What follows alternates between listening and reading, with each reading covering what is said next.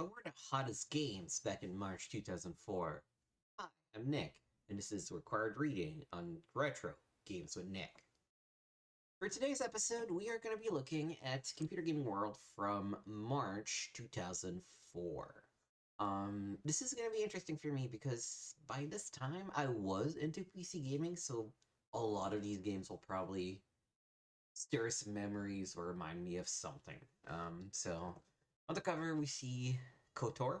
I think that was probably the year before, but still, because it was Game of the Year awards for 2003. Definitely makes sense.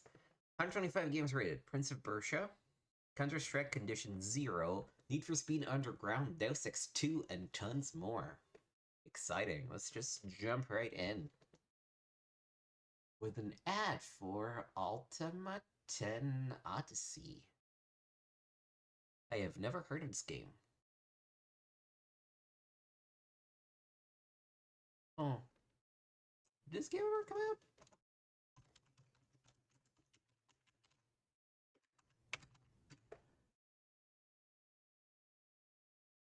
Ultima 10 Odyssey was to be a massively multiplayer online role-playing game.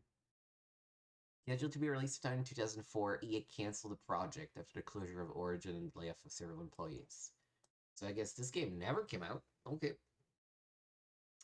Far Cry, of course, everybody knew of Far Cry back in the day and how crazy it was to run it on PC. Classic.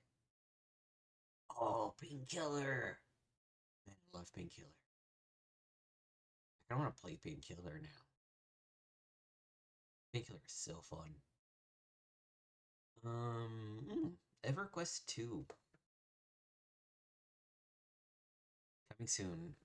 When was it released?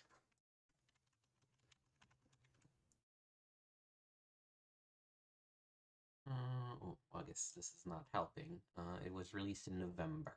November, okay. So, what do we have? Game of the Year awards at 57. Reviews: Prince of Persia, Beyond Good and Evil, America's Army Special Forces, Deus Ex, and Neverwinter Nights expansion. Okay. Lineage 2. Is that okay? Let's keep a tally of MMO counters. 1, which never came out. 2, 3. Computer Gaming World. It's nice that you can actually see the people. Ryan Scott. I know of this person because of its connection to IGN and Brian Altano and the GameSpy debriefings and the comedy button of it all. Fascinating. Their people don't really say anything to me, but funny. I was not expecting to see somebody that I knew from the gaming landscape in this issue. I remember this game vaguely. Joan of Arc, Wars and Warriors. I don't think it was any good, but I definitely remembered this particular ad for it.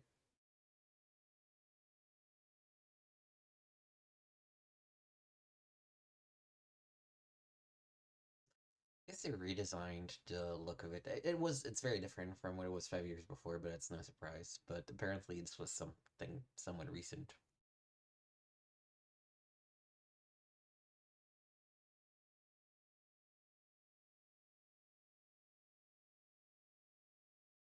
It's interesting that it would be showing the bad comments too.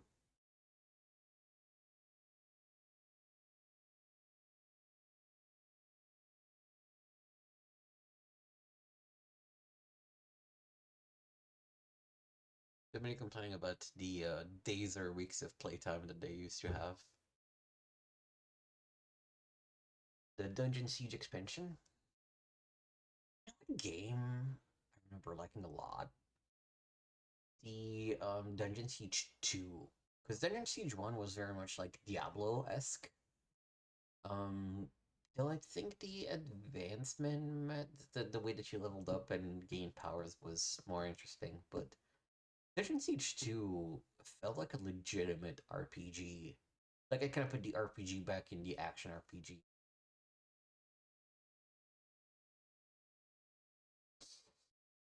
Okay, this is an ad, I guess.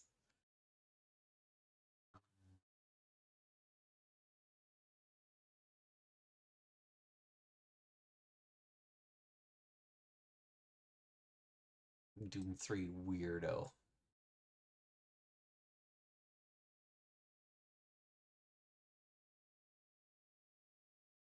I guess they started giving out games at some point.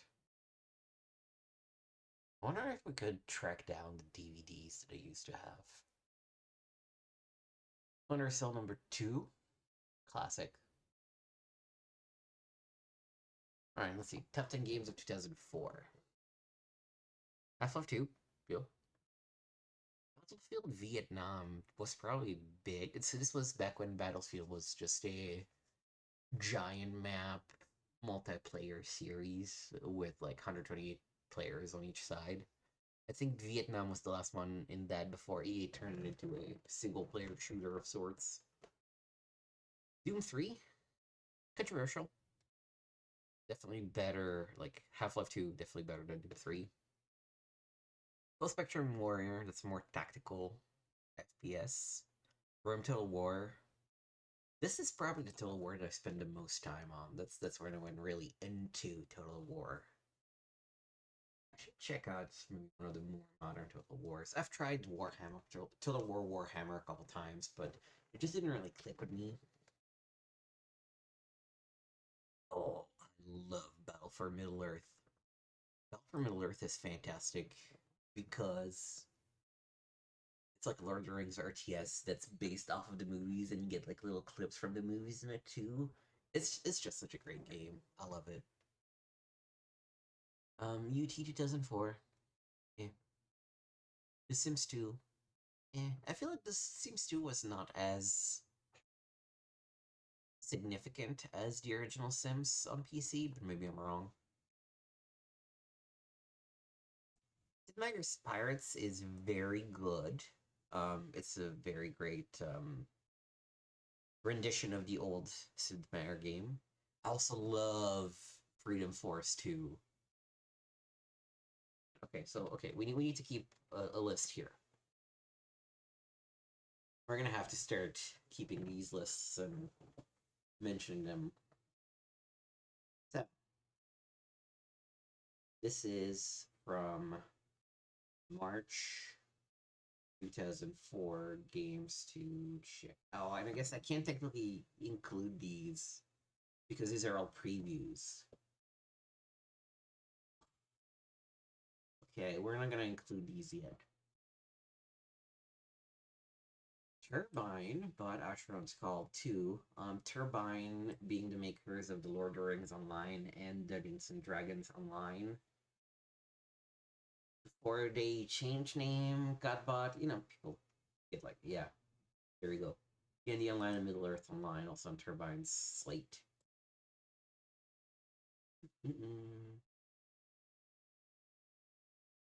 Four sales for Ubisoft. Because of Beyond Good and Evil abandoned any notion of a sequel. And this was 20 years ago. Oh, funny how that works. Code leaks, still a problem. Whoopas. Sam and Max Freelance Police. Oh, this was the beginning of Telltale before it was The Walking Dead Telltale. I have a soft spot for the original, well, the Telltale 7 Max games.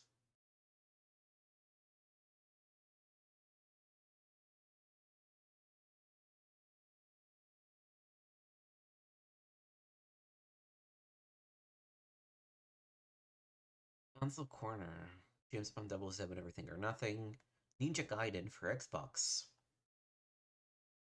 What was your favorite PC game of 2003? Battlefield 1942, Final Fantasy 11, Call of Duty. Oh shit, that was the original Call of Duty?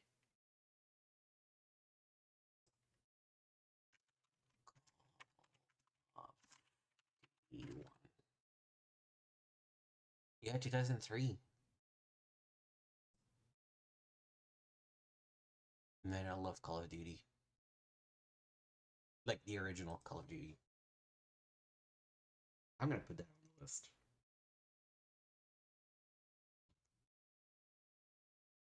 For myself, at least. Star Wars Galaxies. And Call of Duty. Yeah, the Stalingrad scene was great. Um, Horizons. So this is what the fourth MMO at plus or minus one.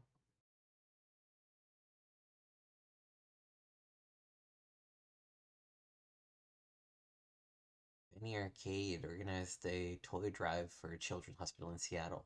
This was probably before PAX, I would guess.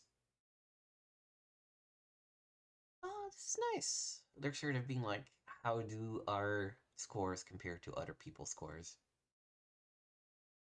Computer Gaming Monthly did not like Railroad Tycoon 3 or Freedom Fighters. They had good reasons not to like Contract Jack, which is a No One Lives Forever 2 expansion pack that was not developed by Monolith Soft.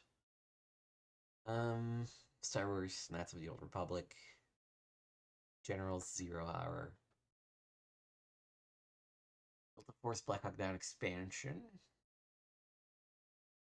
Close and Play. They said it couldn't be done. PC game console.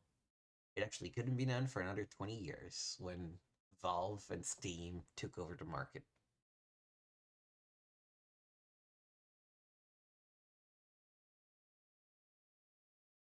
So the idea is that you would just feed to it the CD or the DVD, and it would automatically download and install patches and stuff.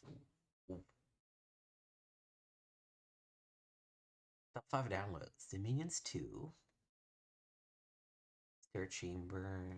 Yeah, none of these anything to me. Oh, Rise of Nations!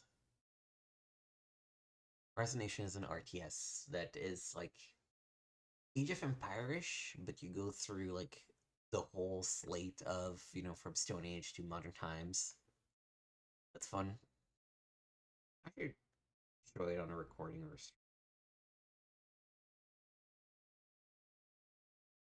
yeah, Connor Jack. Good. First Gen Con. Oh, it's weird. This PDF is doing something weird sometimes.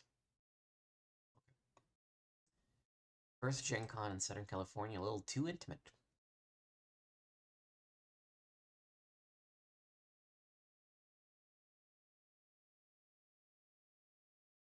William Shatner being an old man at the time.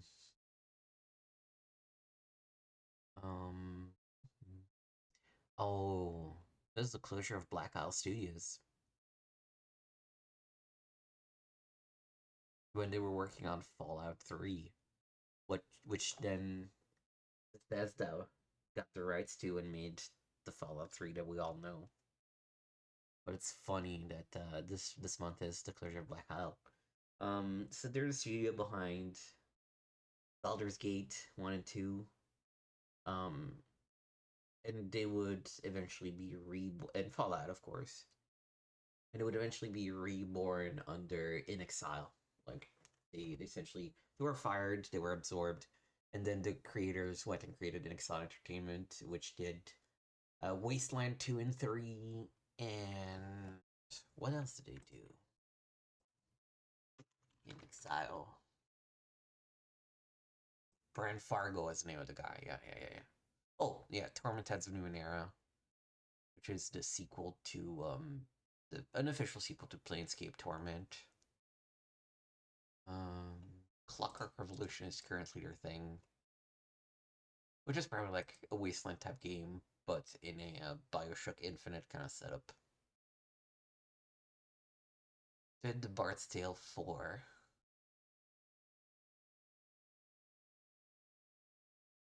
remember this one vaguely. Okay. Oh, and look, 5, 10, 15 years ago. Let's see what they think of themselves 5, 10, 15 years ago.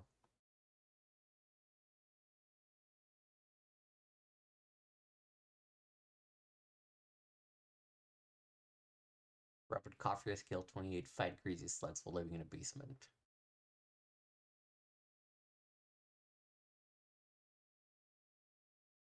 It's funny, they're not really commenting on the issues themselves, just poking fun and maybe a bit of a cringy way about how cringy they were. Like, okay, let me read this out to you of the 15 years ago, which is not 94, it's 89. But it says, our experience reviewer says Battles of Napoleon is better than sex. Man alive, it's just so sad. So terribly, terribly sad. Sad, sad, sad, sad, sad. This is the all-time most saddestly sad three hanky sad weeper of a sad, sad headline in recorded history.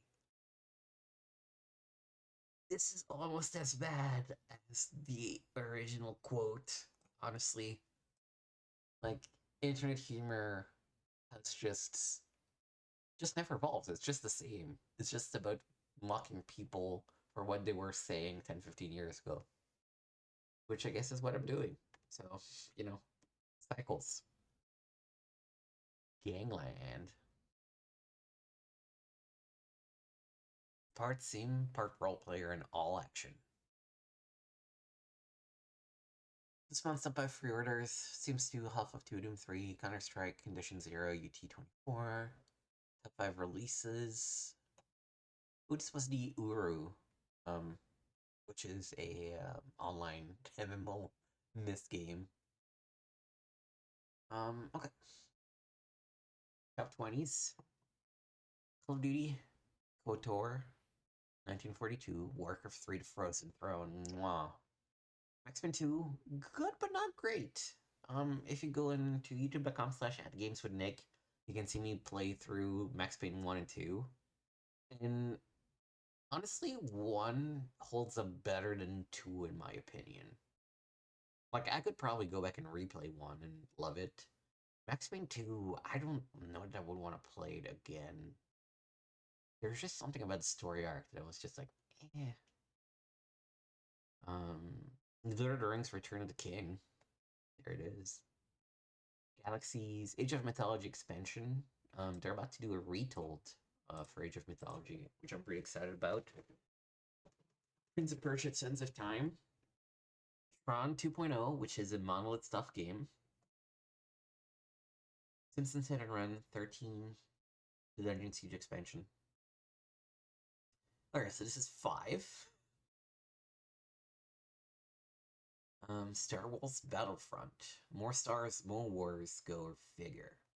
This is the classic Battlefront game.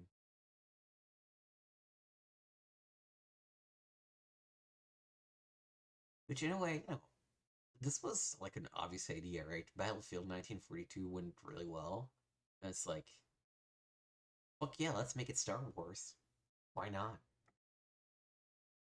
So if you want to play this, they just released the classic version, though it has some bugs and issues. But, you know, it's available in their servers, so you should check that out.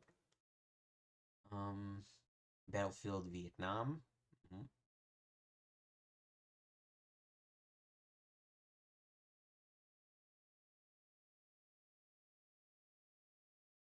Oh, hey, City of Heroes. 6 MMO ads. Warlords Battlecry 3.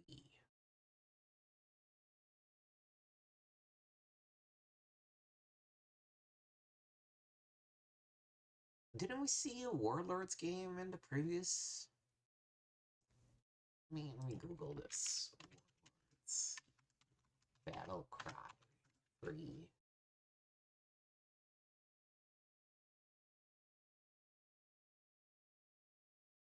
Yes, Series Warlords.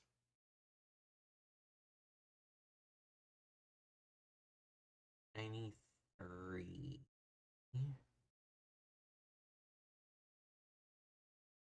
So Warlords 2 was around the time. Borderlands 4. I could have sworn that we had seen the Warlords game in a previous required reading episode, which means it would have had to come out in early 94 or 89 or 99, but that doesn't seem to be the case. I'll add this to the list.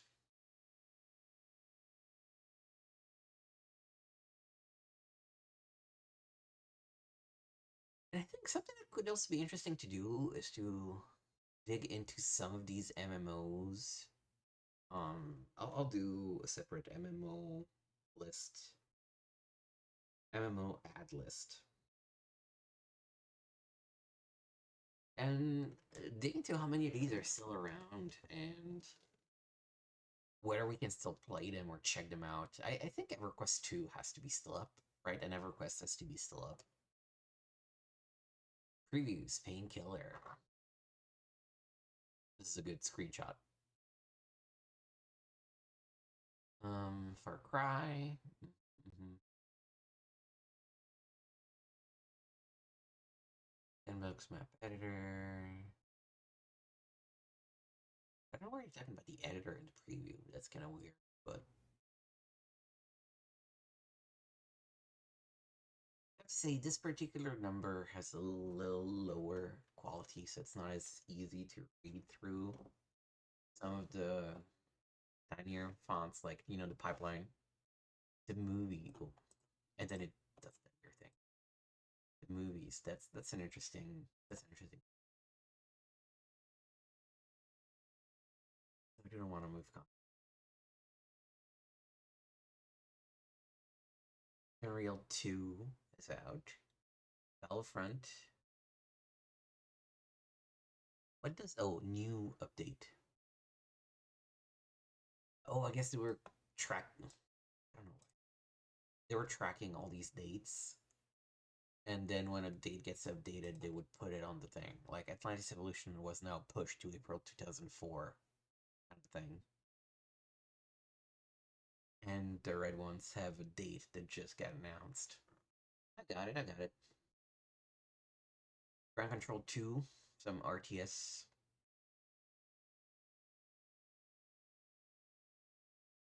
Digital Underground, games coming from out of nowhere. Star Wolves, never heard of it before. Zenus, never heard of it before. First person shooter with role playing pretensions.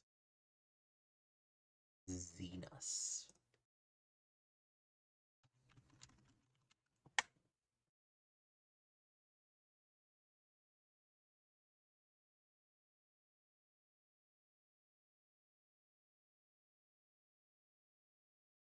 Guess it changed name to Boiling Point Road to Hell?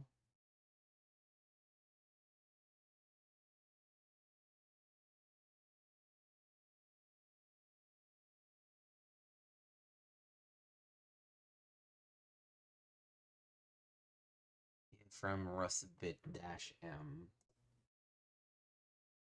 Yep, that's them. Port Royal 2 I've heard of. So, growing up in Italy, they started around this time to do these like budget game series where you could get like a full game for $15-20 with like a nice case and a manual and all of that. And the games were fine. Like they were like Diablo clones or smaller TSs or things like that. But because of that, some of them have a like soft spot in my mind. Like the game Sacred has a soft spot in my mind. The first Runaway game, which is a point and click adventure game from Penplus Studios. Port Royale 2, Patrician 3. There's just these random games that, again, this is interesting for me because these are games that I know of and that I've played or touched at some point. Alright, Game of the Years. Gee, I wonder who won. Star Wars Knights of the Old Republic. We should play that. That's a big ask because KOTOR games are really just like proper computer RPGs. Like there's like a literal D&D system underlying the whole thing. So in modern days, it's a little harder to get into. Um, that remake is dead. Like I will believe that that remake exists when they show it and they announce a release date in the next year. But did Bioware actually make the Baldur's Gate games? I think they might have made an expansion.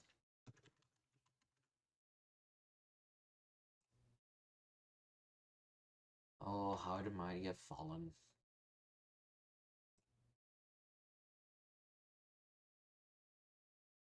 They didn't make the first Baldur's Gate. Oh, and the second. Oh, did I must have gotten it wrong. I thought for sure that Black Isle Black Isle Entertainment.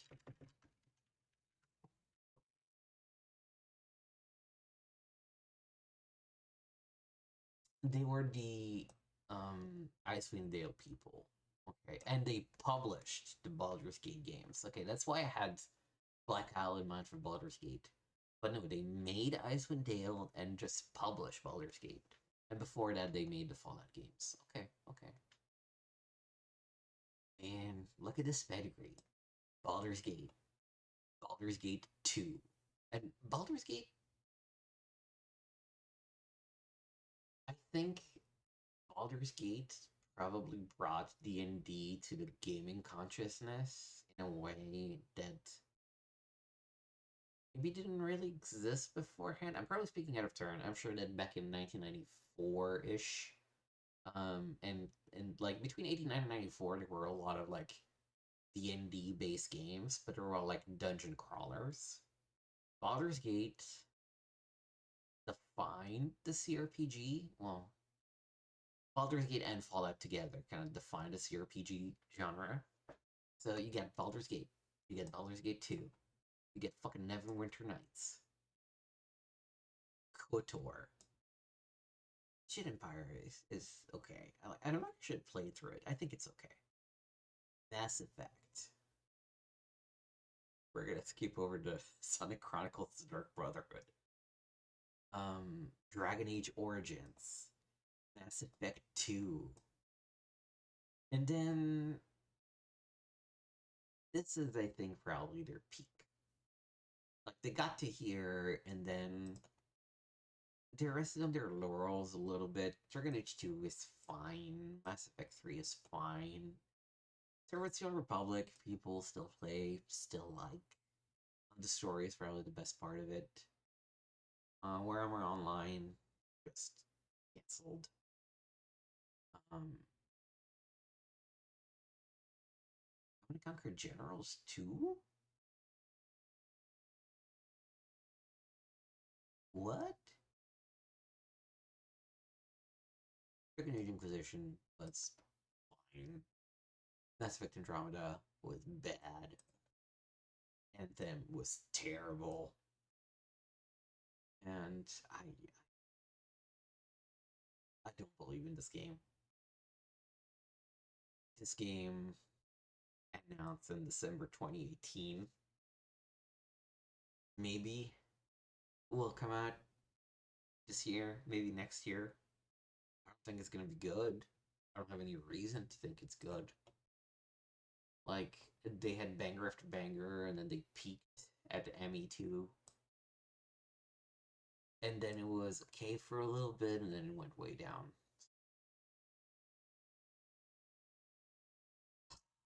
How did Mighty have fallen? Um,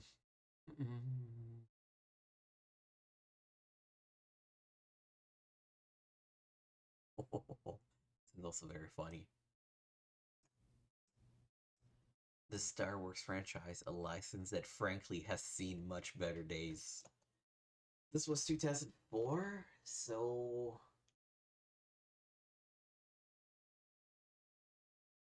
we were a year away from Revenge of the Sith. Fascinating. Because to me, they were actually doing a very good job with the games in the Star Wars universe at the time. You know, the Jedi Knight and Jedi Academy games, Knights of the Old Republic. Let's not look at the past winners list. I'm not gonna read it. I don't want to get spoiled on because we made a prediction for the 1998 Game of the Year, so I don't want to see what actually won. It's gotta be. It's there's no way it's not Half Life, but no spoilers. Age of Wonders Shadow Magic, and this is completely unreadable because of the font, but I'm gonna add that to the list.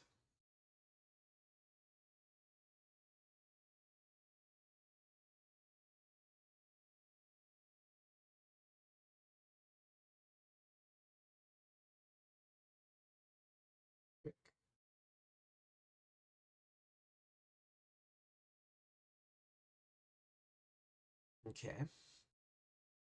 Nominees were Rise of Nations, Galactic Civilization, Railroad Tycoon 3, Dominion 2. I guess it makes sense that they're mixing up turn-based Sims and RTS, but it's kind of weird. Special award NPC of the year. The best Star Wars droid. Prince of Persia: The Sands of Time, best action game of the year. This is not something that I would play in its PC version, to be perfectly honest. You know, that's how I actually played it, I think. I don't know if I had a PS2 version of the game. Probably did at some point. But I remember playing this game on PC and just struggling so hard. So hard against the boss fight, where you have to early on fight your father that has been transformed into a sand monster. And I just kept dying there. God.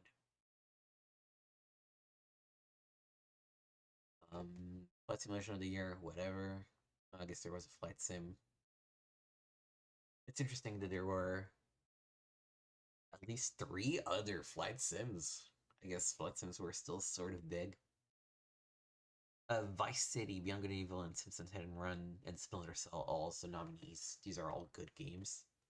What the fuck is ToonTown Online? What in God's name?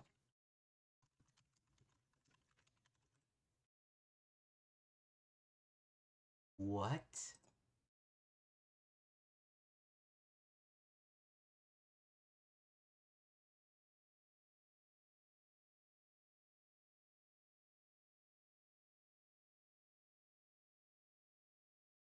And the game lasted another 10 years.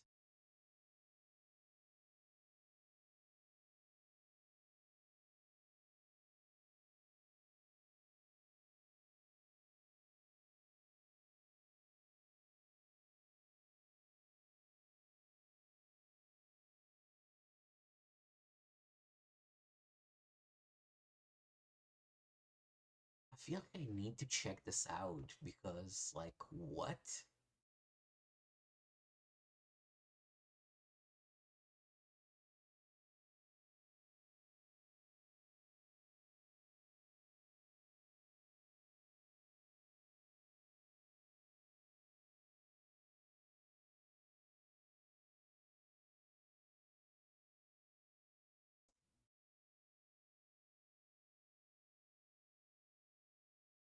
ToonTown.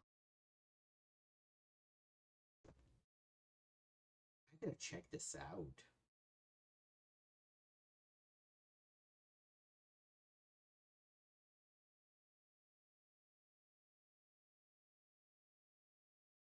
Online. All right. I guess it is what it is. That's the winner. Congrats to Toontown Online for beating Final Fantasy XI, who, guess what, is the only game of the nominees that is still going. Call of Duty for shooter. I don't know that I would include Max Payne 2 as the shooter category, but that's well deserved. Um,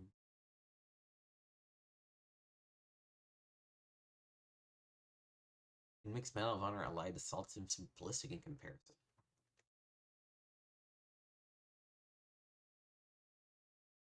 War Game of the Year, Corsoon Pocket.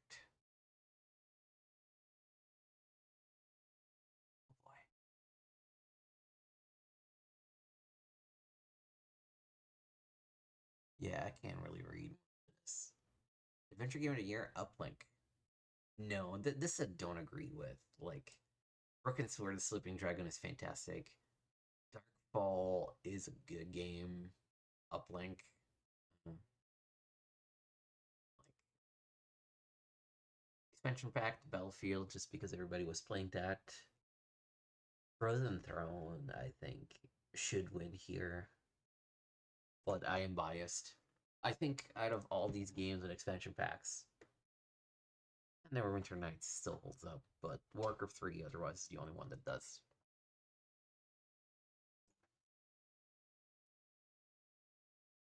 Alright, moving on.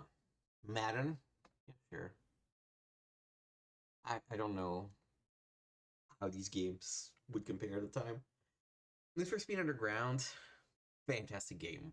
Like, if you were born in the late 80s and you played Need for Speed Underground, you the intro is just burned into your mind. Puzzle game, Bookworm, and Zuma. Hardware, Athlon 64, FX51. I guess the 64-bit chips were just starting to become a thing.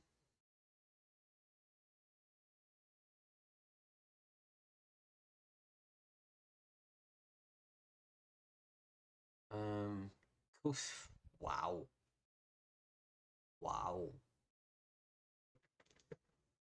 Coaster of the year. That's not good. Not considering we almost suggested digital babies of certain developers should be banned. Wow, okay. While we're normally not advocates of infanticide here at CGW, we like to think that we have the good of mankind at the forefront of our transplanted monkey minds, and with that heartfelt concern guiding our every word and action, we humbly suggest that the digital babies of certain developers should be abandoned in the hot and dusty wilderness to be abducted and rent asunder by dingoes. It's a good thing they added the word digital to that. Um, mm, mm,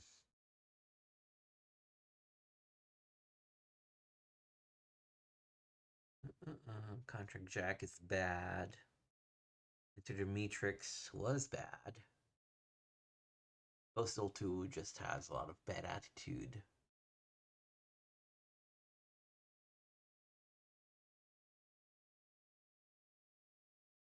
Soulless compendium of game design theories masquerading as entertainment.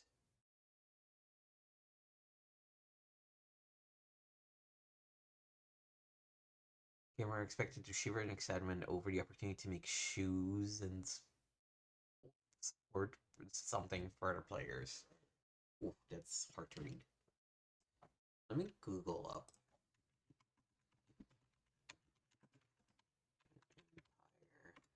Empire.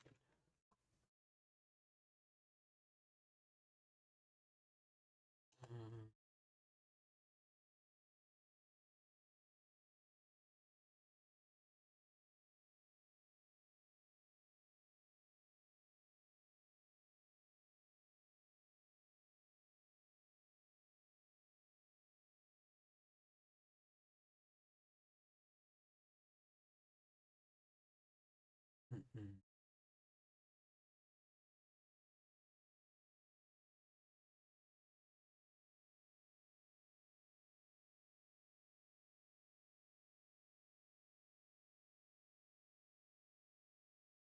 Oh, that's just Star Wars Galaxies, period. Empire Divided is not an expansion, it's just the original game.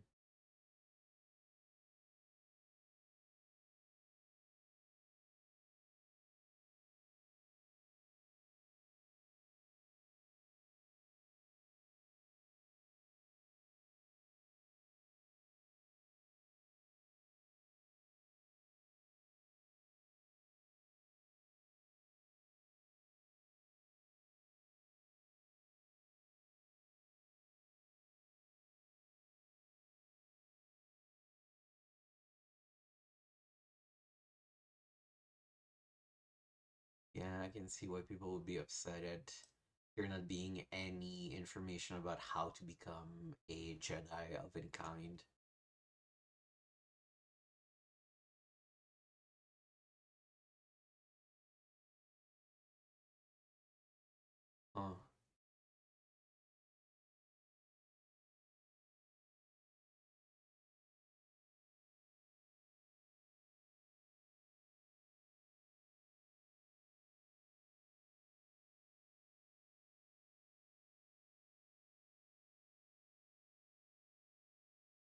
curious to check this out again.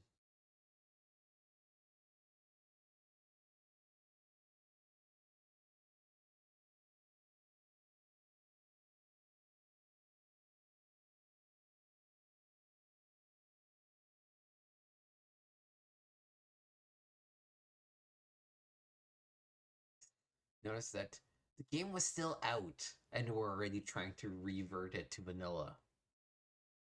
That's hilarious. Okay.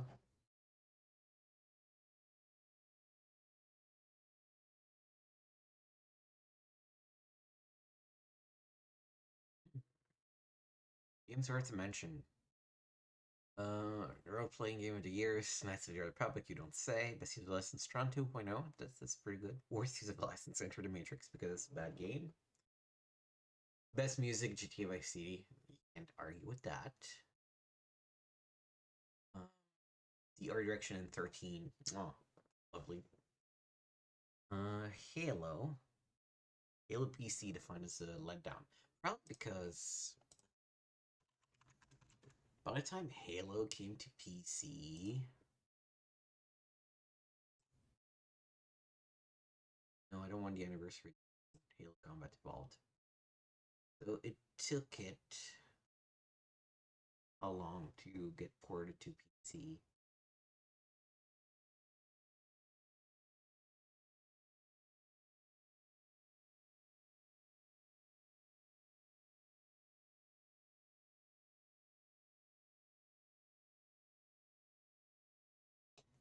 I wish the dates were clear. Okay, there we go. Yeah, it took 2 years for it to be ported to PC.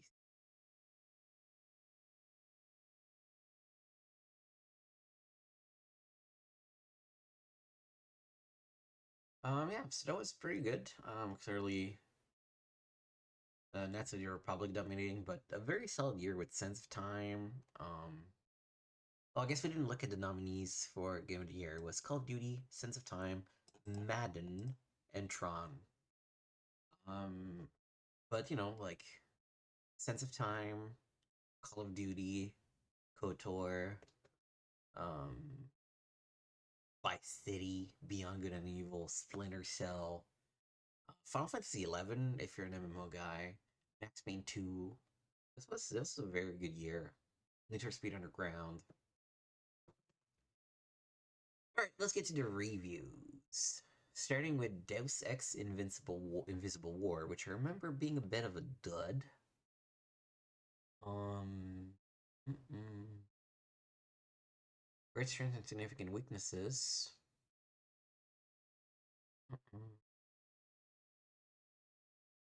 Story is the best feature. The original skill system is completely removed, but now you can biomodify the body. The issue is that every section of the game feels somewhat similar. And everything is just a carbon copy of the previous. Okay.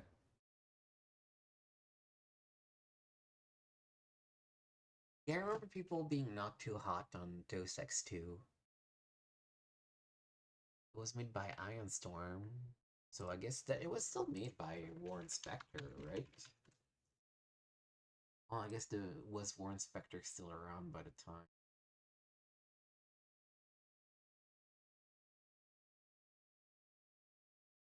That katana.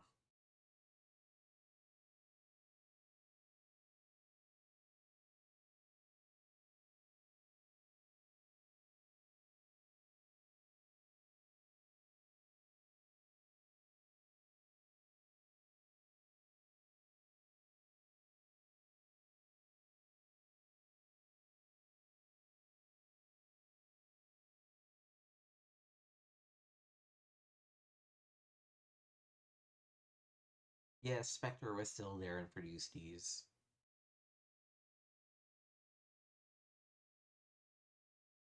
Armed and Dangerous. Hmm.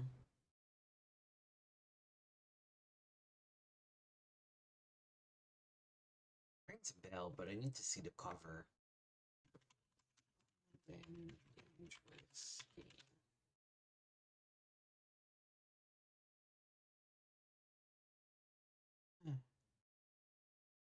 what rings a bell, but not really. Need for Speed Underground, which is reviewed, but also gets the Game of the Year, apparently, for some reason. So we're definitely putting this on the list.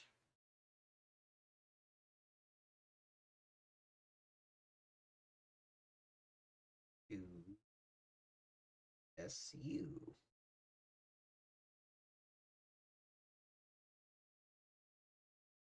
It's just cool. I think NFSU 2 was better just because they added the open world to it a little bit. Whereas in this one, you just picked races. I remember I never actually, I think, beat the game because I was playing on my dad's laptop at the time. And just couldn't fucking beat the last race, and it was driving me insane and frustrated. Like, it's a very good game. Lords of EverQuest. So this is an RTS EverQuest.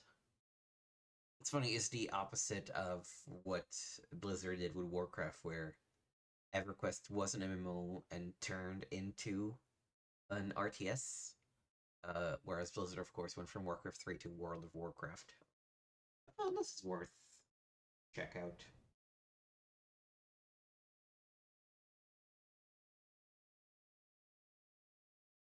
I don't know when we'll have time to check out all these games that I'm writing down, but Neverwinter Nights, second expansion, I think.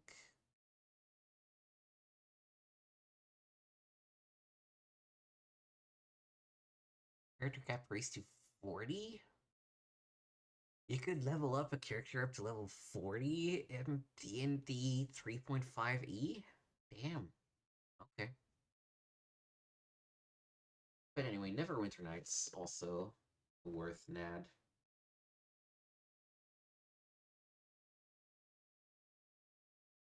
It's Nox. Victoria, so this is Paradox starting. Europa Universalis was already out, I think.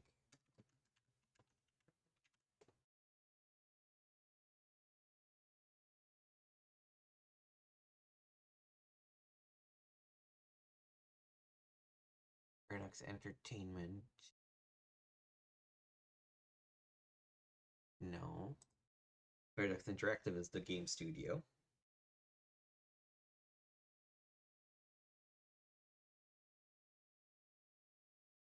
I guess is let's just do this. This is probably faster. And by year.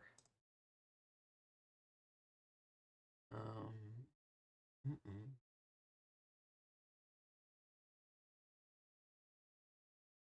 Wait.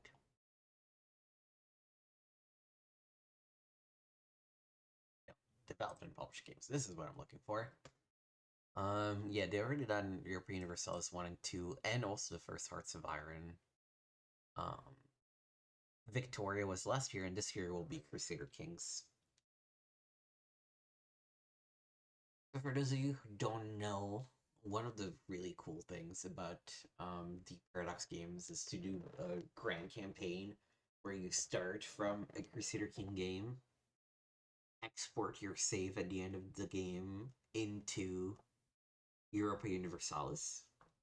And because Crusader Kings covers like the, let's say, 800 to 1200 AD time, I guess CE is the modern way of saying it, right? Because AD is you know what? Let's just call it fucking AD. It's that's what we're starting to measure things from anyway. So it's AD.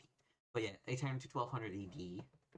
Europa Universalis goes from like 1200 to 1750 or 1800 AD, and then Victoria covers the Victorian period.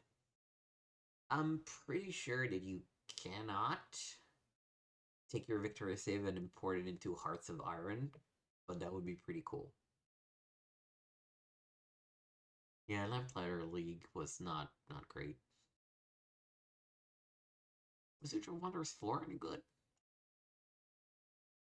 Yeah, it was fun. It was actually pretty loved. It's that kind of game and people like it. Alright. So yeah, Victoria. EU and Hearts of Iron were already out, but I guess they're just reviewing it now. Apparently, what did they say about it? Veterans of the Europa Universalis games should get into Victoria without a problem. America's Army, Special Forces V 2.0, whatever. Beyond Good and Evil. That's a good game.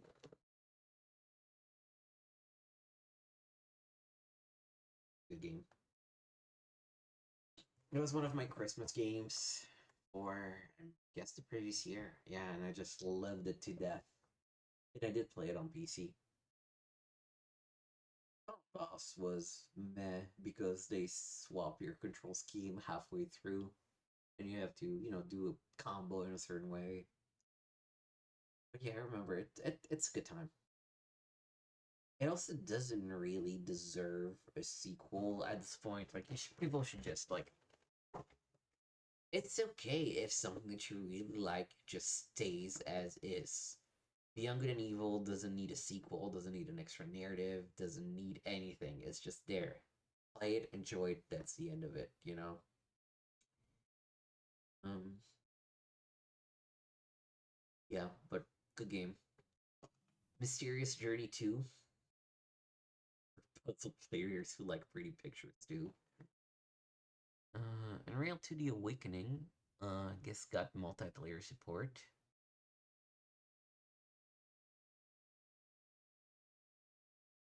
Flight Sim, whatever.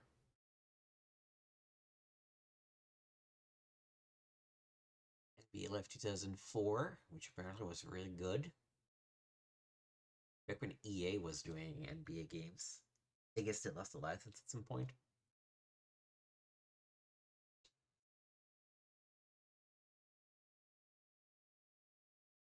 Until 3.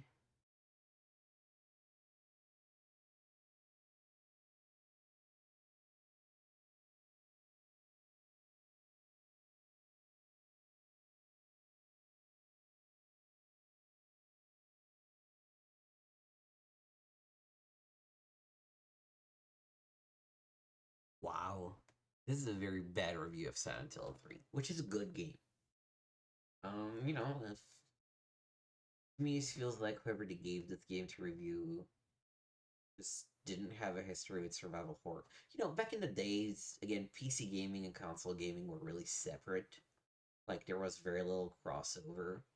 And so, I could see somebody not really familiar with the Silent Hill or survival horror genre trying to review this game and being like, weapons don't do anything. There's no ammo. And it's like, yeah, that's the point. So this is a bad call. We're not gonna play this on PC. We would play it on console anyway. Not great. Not good review. Great game. Counter Strike Condition Zero, which is a paid version of CS. Never, never really was into Counter Strike at all, so I don't really have any memories of it. X2, Deep PC Sim, NASCAR, Snooze, Sense of Time. Again, I'm not gonna put it on the list because if I wanted to play this, I would just play the PS2 version. But very good game. I love it. In fact, I kind of just want to read. I'm waiting for the remake that hopefully will come out this year. Hopefully. Flying game. Pax Romana. This is probably a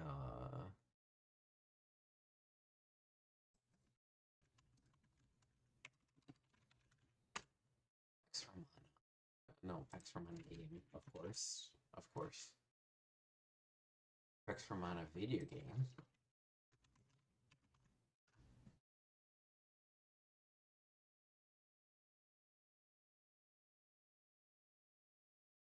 Yeah, it looks like a Europa Universalis kind of thing.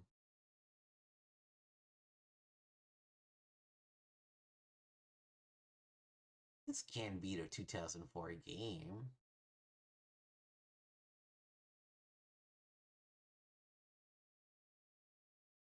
can't have looked this bad.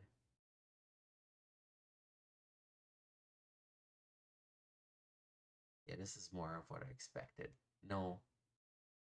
This is Civ?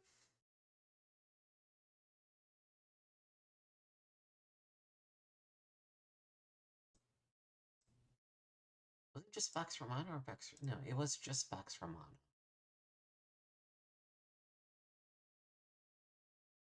Okay, I need to look a little bit into this now.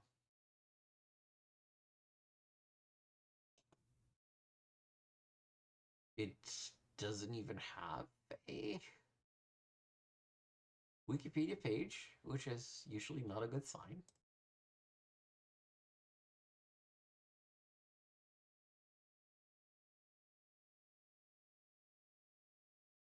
I mean, it looks bad.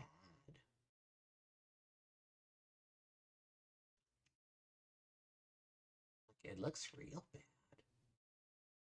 If you ask me when was this game made, I would have told you like 97.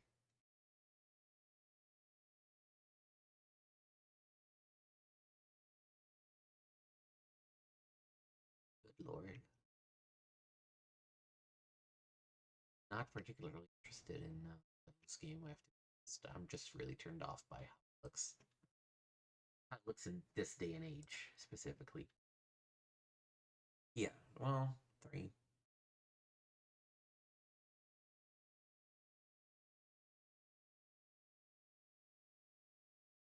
Political mode, political factions.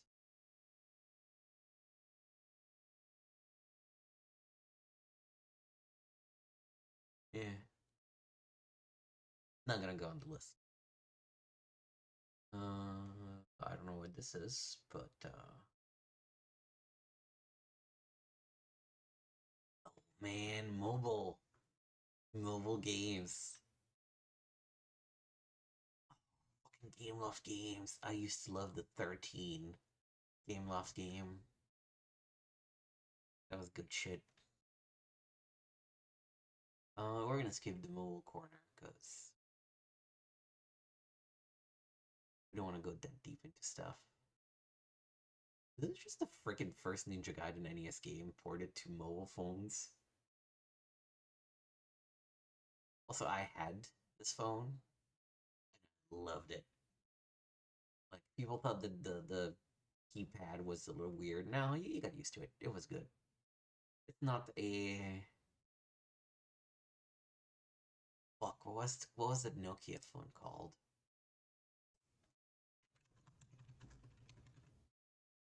The 6610? No. The 3310 is the old classic one, yeah.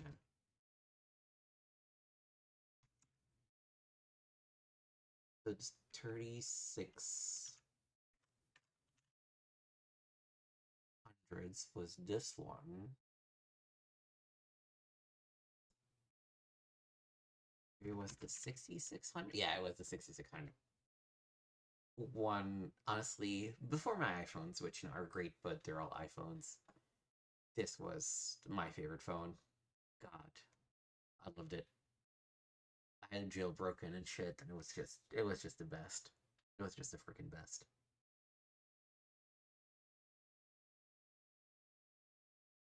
There was a time when mobile gaming was good.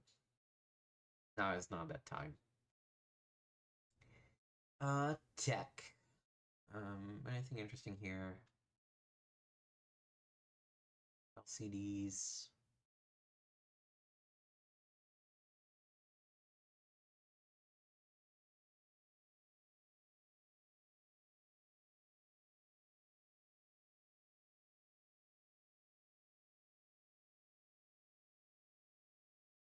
How to squeeze a little more BIOS out of your BIOS.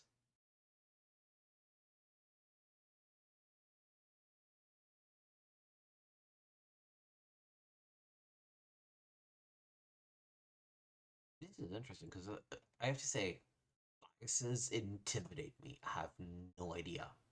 No idea what I'm doing when I'm touching a BIOS. You know the meme of the dog with the lab coat? Yeah, that's me. Mouses.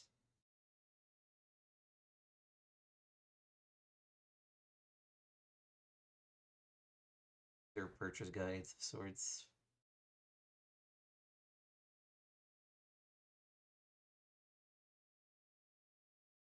What should you play today? Oh, definitely not Contract Jack.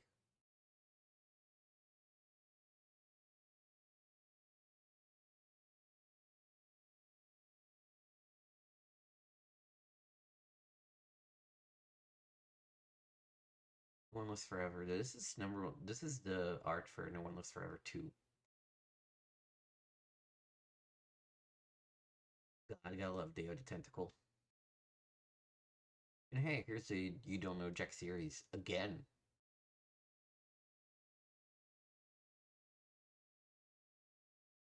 I feel like this list of recent games is not that useful. Like, how would you use this, right? You're not gonna use this when you're actively looking for a game.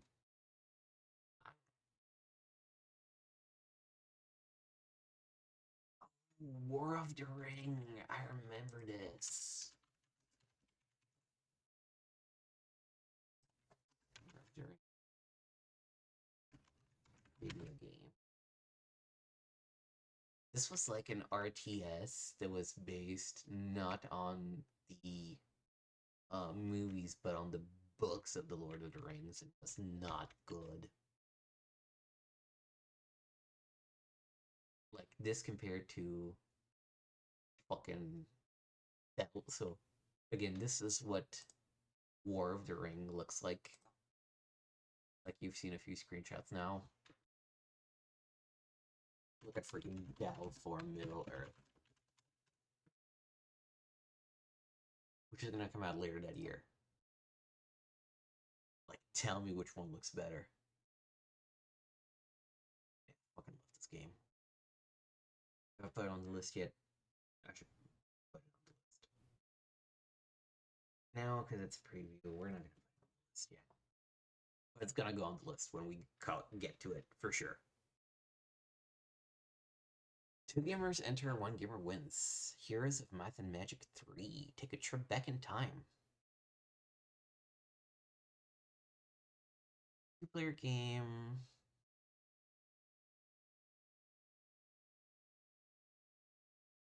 I should dig into Heroes of Might and Magic 3. It's one of those classics, right? That everybody just you see a screenshot from Heroes of Might and Magic 3, you upvote, but have never actually played through it.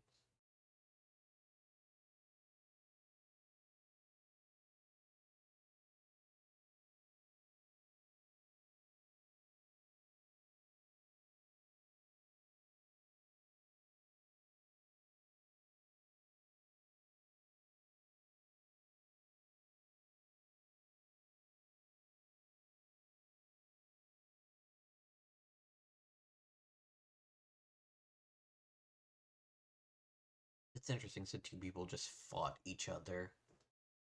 Let's try to follow them up. So Tom starts in the upper left. He has a Rampart town. Bruce is in a dungeon town with a warlock underground. After 5 turns, Tom has some scouts.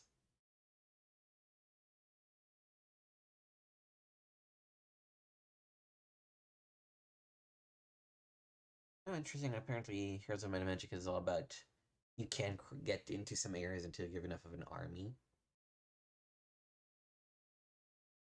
So he would rather have bigger armies.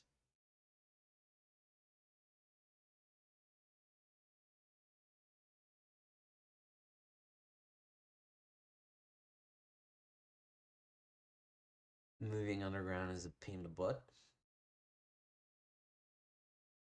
For 7 turns, Tom is a druid.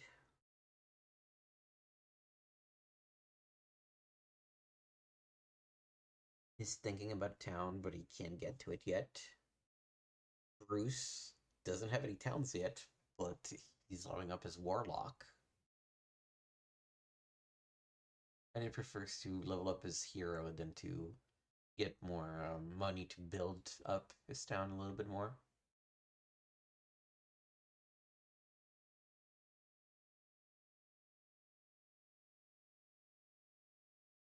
Bruce gets a town. Tom hasn't seen Bruce yet and start thinking he's downstairs. Isn't Bruce a nice capital?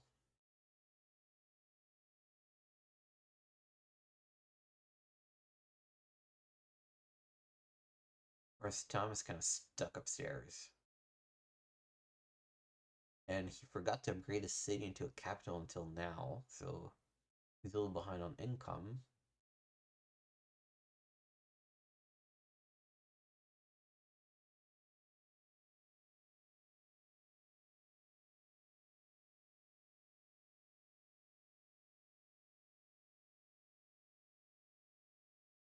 Bruce is continuing to dominate the underworld. Mm-mm. Tom got a town. Is a main hero called Trek, which I don't know if you mentioned him before. Not as druid, but he's having cash flow problems. Bruce got a new hero. Mostly to just run around and collect the treasure and exchange them for gold.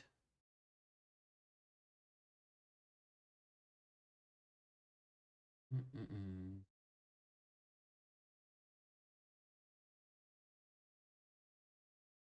Tom finally sees Bruce and faces him and loses.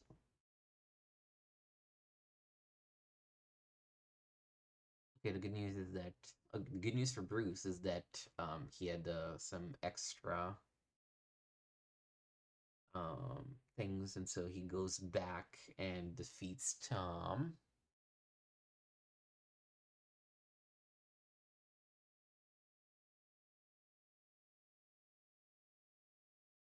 Just we're staring at each other.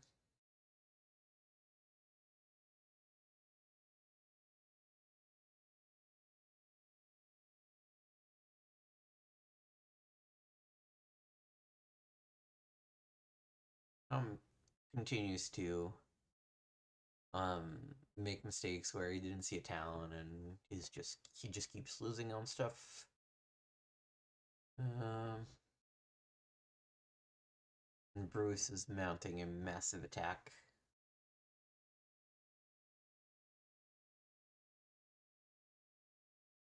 He takes one of the towns that Tom had.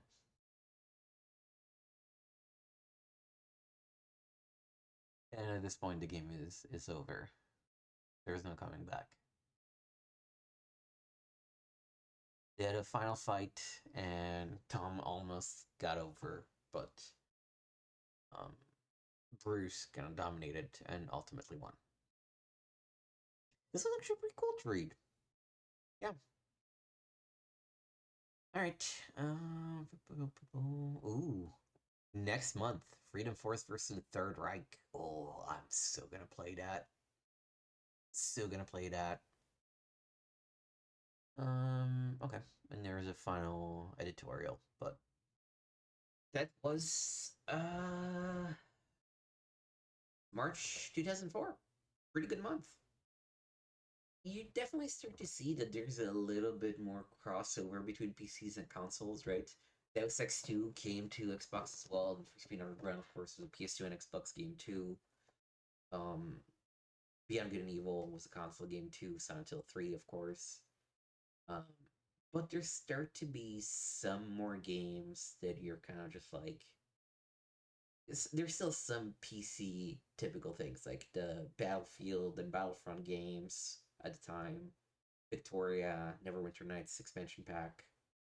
So it's interesting that the we're definitely down from the golden ages of PC gaming from 5 years prior. But yeah, this was very fun to read. So I think that's gonna do it for this particular video. So thank you for watching. This was Nick on Required Reading on Retro Games with Nick. You can find me at youtube.com/at Retro Games with Nick, which you're hopefully watching this on, because I don't know where else you would find it otherwise. But my main channel is also, well, honestly, this is kind of becoming my main channel, if I have to be honest. My old channel, where I just stream full playthroughs of other stuff, is on youtube.com/at Games with Nick. And you can find me on twitch.tv/Games with Nick, streaming twice a week. Tuesday nights, 5 to 7 p.m. Central Time is when I stream modern games, currently Final Fantasy 13. And Thursday nights, 7 to 9 p.m. Central, is when we stream a retro game.